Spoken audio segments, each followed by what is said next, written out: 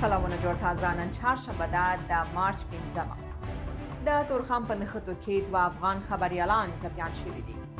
ذبیح الله مجاهد وایي سراج الدین حقانی په افغانستان کې دی او استراحت کوي. امریکا له اوکراین سره د استخباراتي معلوماتو شریکول بند کړ. د متحده عربي اماراتو ترانزیتي توکي د ایران له لارې افغانستان ته ورسېدل. او بیا هم ذبیح الله مجاهد وایي بلوچستان کې د داعش مرکز د پاکستانی پوځیانو تر ملاتړ لاندې فعالیت کوي. ملا هیبت الله په یو حکم کې د جوماتونو د بریښنا لګښتونه معاف کړل. قزاقستان کې د ملګرو ملتونو د منځنۍ اسیا او افغانستان د پراختیا مرکز پرانیستل کیږي. عظمت الله عمرزي د کرکټ یو ورځنیو لوبو د آلراونډرانو ډلبندۍ کې لومړی مقام ترلاسه کړ.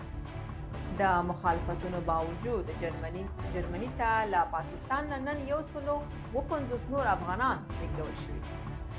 او شهباز شریف وایي د کابل هوایي ډګر د ځانمرګي برید مسؤل یو افغان وګړی دی.